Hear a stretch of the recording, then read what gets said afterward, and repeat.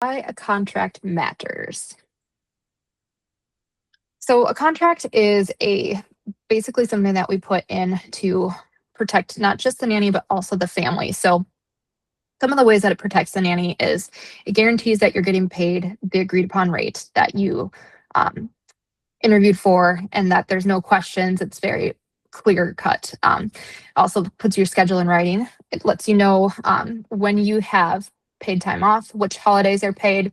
It should lay out the any guidelines that are around that. So if the nanny family wants to choose PTO or if you get to choose it, industry standard is that the nanny does get to choose all of their PTO. But I have heard of some families kind of giving uh, putting some limits on you. So it really just depends.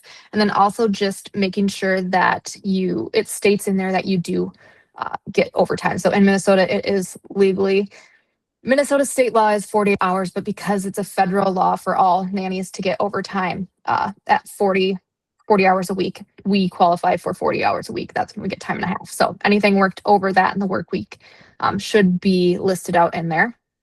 It also protects you from job creep. So listing out your job duties and also just making it super clear for the family too. So what the expectations are, everything should be listed in there so that there's no questions about, am I supposed to do the children's laundry or not? Is that an expectation that we set or not?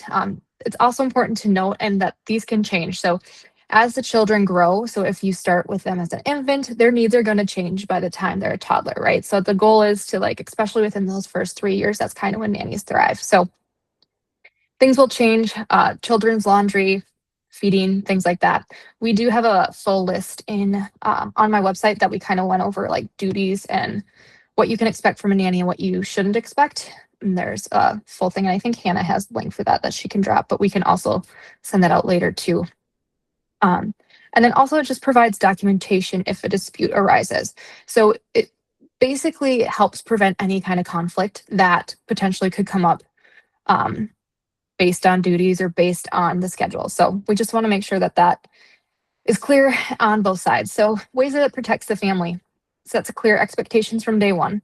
So there's no worry about if this is an expectation, if it's not, kind of like just like the nanny side, right? So it also reduces misunderstandings about duties and boundaries. Kind of the same thing for the nanny side. It documents termination terms to avoid conflict too. So anything in there should be stated in there, like what the terms are.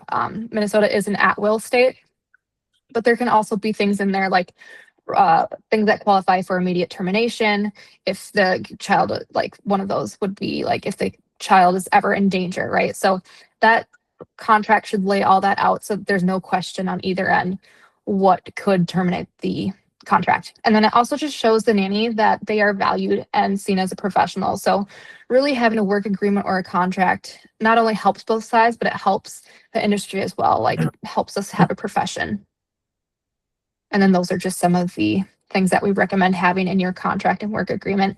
And also Poppins Payroll they just redid their contract. So they have a free nanny contract that will be available for download through their website. And I think we're also going to send the link out for that as well in the follow-up email. And then